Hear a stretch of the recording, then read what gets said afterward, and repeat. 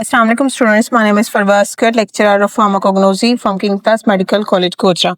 Previous lecture में हमने pharmacognosy का जो इंट्रोडक्शन पढ़ा था उसके स्कोप के बारे में रीड आउट किया था। आज हम चैप्टर नंबर 2 जो उसका स्टार्टअप करेंगे जो कि है क्रूड ड्रग के बारे में। प्रीवियस जो आपके लेक्चर में था उसमें मैंने आपको क्रूड ड्रग के बारे में बताया था कि ऐसी मेडिसिन या ऐसा ड्रग जो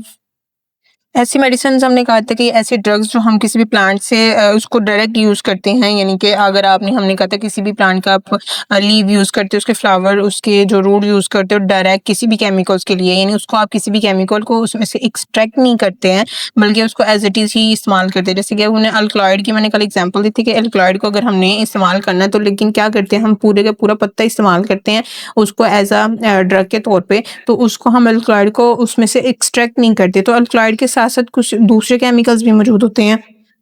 जो फिर क्या करते हैं, हम उनको उसके साथ दूसरे केमिकल्स भी या दूसरे ड्रग्स भी मौजूद होते हैं। तो हम यानी कि जो मेडिसिन यूज़ कर रहे हैं तो उसको प्योरीफाई नहीं करते हैं, उसको एक्सट्रैक्ट नहीं करते हैं, एज इट इज़ ही उसको इस्तेमाल कर लेते हैं, उसकी नाखालिस हालत में या उसकी इम्प्योर फॉर्म में इस्तेमाल उसको कर लेते हैं। उसे हम कहते हैं क्रूड ड्रग। अब इसकी डिफाइन देख लेते हैं। Crude drug is any natural occurring, जो कि हमारे पास unrefined substance derived from to be organic और inorganic sources such as plant, animals, organ या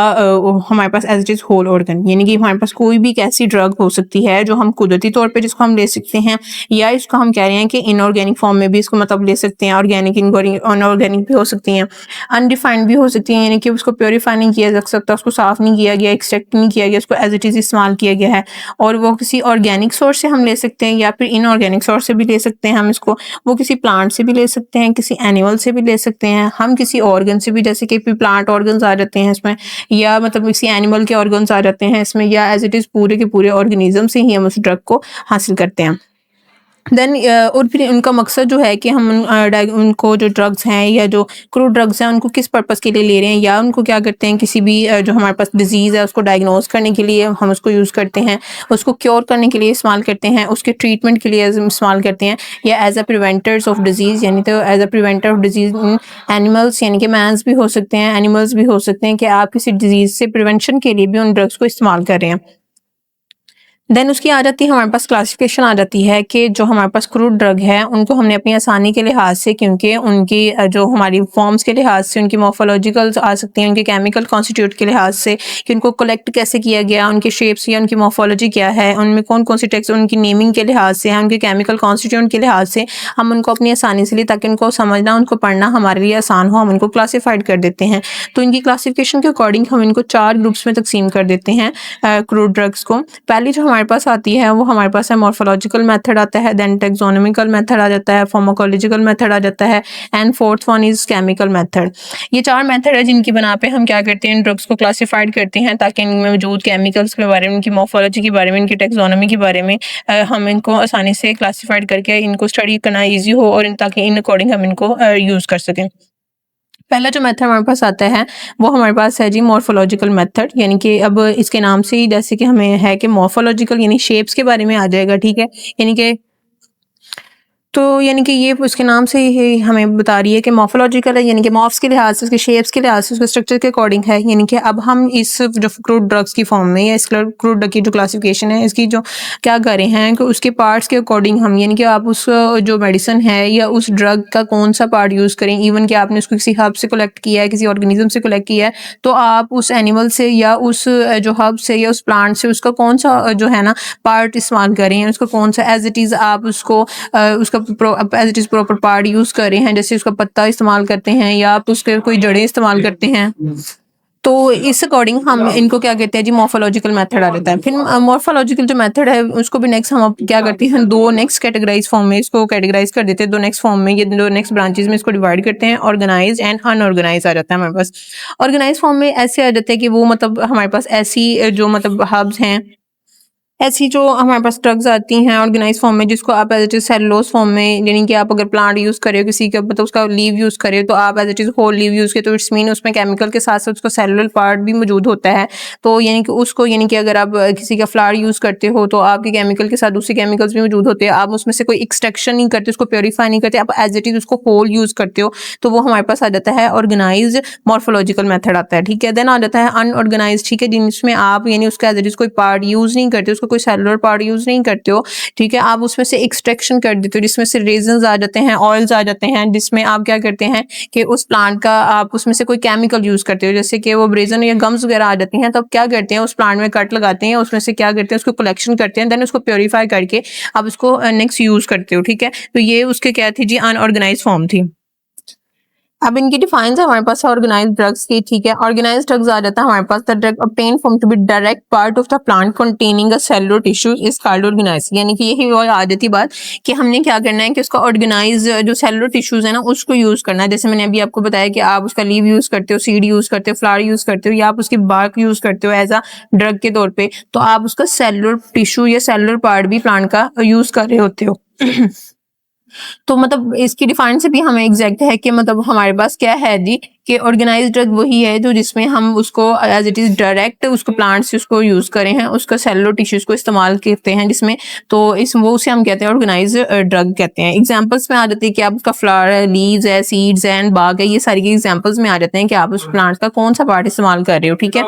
तो एंड देन इसकी जो फर्दर क्लासिफिकेशन है अनऑर्गेनाइज्ड मॉर्फोलॉजिकल ड्रग्स से आ जाती है, यानी कि अब वो मैंने आपको प्रीवियस भी बताया कि अनऑर्गेनाइज्ड मॉर्फोलॉजिकल जो हमारे पास है इसमें क्या होगा कि हम जो है उस जो केमिकल जो हमें रिक्वायर्ड होगा उसको हम as it is direct plant के पार्ट के तौर पे इस्तेमाल नहीं करेंगे, हम उसमें से एक्सट्रैक्शन करेंगे। जैसे रेजन्स और गम्स मैंने बोला था आपको कि मतलब वो क्या करते हैं उसको पौधे में से निकालते हैं, इसमें हम किसी पौधे का कोई पार्ट या कोई हिस्सा इस्तेमाल नहीं करते हैं। The drug which are prepared from to be plant by physical process such as to be incision हो सकता है, ड्राइंग हो सकता है, एक्सट्रैक्शन, यानी कि ऐसा कोई ड्रग जिसको हम किसी हम जो प्लांट है या कोई ऐसा उसके हम फिजिकल प्रोसेस के जरिए उस केमिकल को उस प्लांट से निकालते हैं। जैसे इंसेशन भी आ सकता है, इसको ड्राइंग मेथड भी आ सकता है और एक्सट्रैक्शन मेथड, यानी कुछ टेक्निक्स को इस्तेमाल करके उस केमिकल को उस प्लांट बॉडी से हम निकाल लेते हैं, देन इसको यूज कर सकते हैं, ठीक है। एग्जाम्पल इसकी आ जाती है हमारे पास गम अकासिया, ठीक है, गम यानी कि रेजन्स वगैरह, गम्स वगैरह, वोलेटाइल्स ऑयल वगैरह, ये सारी इसकी एग्जाम्पल्स में आ जाती हैं कि क्या करते हैं उनमें हम एज इट इज प्लांट के ऑर्गन्स या प्लांट के पार्ट्स को या as it is whole plant को यूज किए बगैर उन केमिकल्स को उन प्लांट में से एक्सट्रैक्ट कर लेते हैं। देन हमारे पास थर्ड जो फॉर्म आती है हमारे पास है टेक्सोनोमिकल मेथड्स। टेक्सोनोमिकल मेथड यानी टेक्सोनोमिकल नेमिंग मेथड से होता है, यानी उसको जो नाम है इसमें जो टेक्निक है उसको हम क्लासिफाई किस करते हैं उसके नेचुरल रिलेशनशिप्स के अकॉर्डिंग, यानी कि जो हो सकता है कि किसी की अगर जो कैरेक्टरिस्टिक सेम हैं, किसी की खसूसियात सेम है, किसी में केमिकल कॉन्स्टिट्यूट सेम है, तो उनको क्या कर लेते हैं उन बेस पे उसको कैटेगराइज करते हैं, उनको टेक्सोनोमिकली मेथड के से हम कैटेगराइज करते हैं। इस फॉर्म जो हमारे पास आ जाती है क्रोडग। इन दिस मेथड इसमें drug are classified according to their natural relationship, यानी कि उसके कुदरती तौर पे जो उनके ताल्लुकात हैं उन बिना पर, या डिस्टिंग्विश करके कुछ ऐसी खसूसियात जो उनमें प्रोमिनेंट हैं या जो ऐसी एबिलिटी जो सिर्फ उनमें मौजूद हैं और किसी दूसरे में मौजूद नहीं है, इस बना पे अगर उनको क्लासिफाइड करते हैं तो दो उस क्लासिफिकेशन को हम कहते हैं टेक्सोनोमिकल मेथड बोलते हैं। और इसमें दे आर इसमें आ जाता है group in to be firm, जैसे आप किसी भी फैमिलीज को ग्रुप ऑर्डर्स देखते हो तो जो सेम कैरेक्टरिस्टिक्स वाले को ये सेम खसूसियात एक खसूसियात वाले को आप सेम फाइलम में कर देते हो, ऑर्डर्स में कर देते हो, फैमिलीज में कर देते हैं, ठीक है। तो एग्जांपल्स इसकी आ जाती है जीनस स्पीशीज वगैरह, आपकी इसमें बेस्ट एग्जांपल है। इसमें 5 किंगडम सिस्टम जो हमारे पास आता है आपने स्टडी किया है ना 8 9 10 में, तो वो किंगडम जो 5 किंगडम सिस्टम है वो भी आप इसकी एग्जांपल में लिख सकते हैं कि इसमें एनिमिलिया है, प्लांटी है, प्रोटिस्टा है, बैक्टीरियम एंड फंजाई, ये सारी के सारे आप इसमें एग्जांपल में एनिमिलिया में हमारे पास मैमल्स, रेप्टाइल्स एंड बर्ड्स, क्योंकि इनकी क्या है जी ये हमारे पास किंगडम एनिमिलिया से ताल्लुक रखते हैं, इसलिए इनको सेम सबको हमने क्या कर दिया एनिमिलिया को किंगडम में इनको रख दिया। अब प्लांट या जिसमें जितने भी plants and trees and herbs आ जाते हैं सारे, प्रोटिस्टा में प्रोटोजोन्स, एल्गीज एंड पोन्स एल्गीज वगैरह इसमें आ जाती हैं। बैक्टीरिया में जितने भी प्रोकैरियोट्स, यूकैरियोट्स, बैक्टीरिया वगैरह आ जाते हैं। और फंजाई में हमारे पास बेड मोल्ड, मशरूम्स और फंजाई जितनी भी है, ठीक है, वो सारी की सारी इसके एग्जांपल्स में आ जाती है, लेकिन सबको अपनी खसूसियात की बना पे इन फैमिलीज इन ग्रुप्स में हमने तकसीम किया था। तो इसी तरह ऐसे जो ड्रग्स हैं जिनके नेम्स के अकॉर्डिंग या जिनकी फैमिली जिनकी कुछ ऐसी खसूसियात किसी दूसरी मेडिसिन के साथ मिलती हैं तो उस अकॉर्डिंग उनको ग्रुपिंग के फॉर्म में अगर हम कर देते हैं, उनको एक खास मखसूस नाम दे देते हैं, तो उसको हम कहते हैं टेक्सोनोमिकल मेथड। नेक्स्ट हमारे पास जो थर्ड फॉर्म आती है हमारे पास जो इसकी क्लासिफिकेशन की, वो हमारे पास है फार्माकोलॉजिकल मेथड आ जाता है, ठीक है। फार्माकोलॉजिकल मेथड वो थर्ड टाइप ऑफ इसकी क्लासिफिकेशन है क्रूड की, यानी इस जो हमारे पास मेथड में हम क्या करते हैं अपनी जो मेडिसिन होती हैं उनको या जो क्रूड ड्रग्स है उसको क्लासिफाइड करते हैं उनकी थेरेपेटिक इफेक्ट की वजह से, यानी कि वो जो मेडिसिन हैं वो हमारी बॉडी के ऑर्गन्स के किस बॉडी ऑर्गन्स के लिए वो इफेक्ट है, किस बॉडी पार्ट्स को जाके क्योर करेंगे, किस डिजीज को वो क्योर करेंगे। अब देखते हैं कि हमें अगर हेडेक है तो क्या करते हैं उसके लिए अब एक स्पेसिफिक टैबलेट नहीं है या एक स्पेसिफिक ड्रग नहीं है कि आप वो ही यूज़ करेंगे तो आपको एक हेडेक की प्रॉब्लम सॉल्व होती है। अब उसके लिए अब आप पैराडोल भी इस्तेमाल कर सकते हैं, उसके लिए नीम्स भी होती है, आप उसके लिए ब्रिक्सिन इस्तेमाल कर सकते हैं। अब देखिए 2-3 से 4 मेडिसिन्स हैं जो सारी के सारी क्या करते हैं as a pain killer use की जाती हैं, ठीक है, बॉडी में। ऐसी इसी तरह ही ये वाली जो है इसी बना पे इसकी क्लासिफिकेशन की गई है कि ऐसी मेडिसिन जो मतलब या एक ही डिजीज़ के लिए उसकी डिफरेंट मेडिसिन जो इस्तेमाल की जाती हैं या इनका सबका पर्पज़ उस एक डिजीज़ को या एक उसके जो हमारे पास इफ़ेक्ट है या एक जो हमारे पास डिस्टर्बेंस है उसको क्योर करने के लिए जो इस्तेमाल की जाती है उसको फार्माकोलॉजिकल मेथड इसमें कहते हैं, फार्माकोलॉजिकल मेथड बोलते हैं। In this method drugs are classified according to their therapeutic effect आ जाता है इसमें कार्डियोटॉनिक का जैसे इसमें डिजिटेलिस आ जाता है, ऑस्ट्रोपेंथस आ जाता है। ये मेडिसिन जो क्या है जी कार्डिक इफेक्ट के लिए, कार्डिक अरेस्ट के या कार्डिक जो हार्ट की बीमारी हैं उनके लिए इनको क्या किया जाता है जी इस्तेमाल किया जाता है ताकि जो दिल की जितनी भी बीमारी इनको क्योर किया जाता है उसके लिए इसको जो फ़ायदेमंद या इफेक्टिव हमारे लिए होती हैं। फोर्थ हमारे पास है लास्ट जो हमारे पास आती है इसकी क्लासिफिकेशन वो हमारे पास है केमिकल मेथड। अब ये कि मेडिसिन हैं उसमें अब या वो जो ड्रग हमारे पास है उसको हमने क्लासिफाई किस लिए किया है उनके प्रिंसिपल कॉन्स्टिट्यूएंट की बिना पे या उनकी जो बुनियादी अज्जा है उनकी बिना पे हमने उसको क्या करना है तकसीम करना है, इसको अलहदा करना है या क्लासीफाई करना है। क्योंकि जो हमारे पास जैसे कि आ जाते हैं इन पे एग्जाम्पल्स में आप बहुत से कि वोलेटाइल ऑयल्स है, रेजन्स हैं। अब ये क्या है केमिकल्स एक है लेकिन इसमें अब ये नहीं कह सकते कि रेजन्स है तो सिर्फ एक ही उसका मतलब आएगा, ये एक ही सोर्सेज को हासिल किया था। अब डिफरेंट सोर्स से डिफरेंट जो है प्लांट से उसको उस एक केमिकल्स को अगर आप कलेक्ट करते हो तो उसको हम केमिकल मेथड, क्योंकि उन सबका केमिकल जो हमारी कॉन्स्टिट्यूएंट है वो सेम है, दैट्स वाई हम उनको क्या कहते हैं केमिकल्स मेथड्स भी जो उसको chemical method of crude drugs भी हम कह सकते हैं। इन दिस मेथड ड्रग्स को हम क्या करते हैं क्लासीफाई करते हैं according to their principal constituent, उनके बुनियादी अज्जा जो हैं उनकी बिना पे उनको क्या करते हैं जी क्लासीफाइड करते हैं। इसमें एग्जांपल में बहुत सी आ जाएंगी, आप रीडिंग करेंगे तो टेबल्स में आपको बहुत सी एग्जांपल्स मिल जाती हैं। इसमें वोलेटाइल ऑयल्स आते हैं जैसे कि सिनेमन ऑयल्स है, फनल ऑयल्स है, क्लोव ऑयल। अब ये सारे के सारे डिफरेंट हम हमारे पास आ गए हैं लेकिन इनका केमिकल कॉन्स्टिट्यूएंट में क्या है, सारे के सारे क्या है जी वोलेटाइल ऑयल है।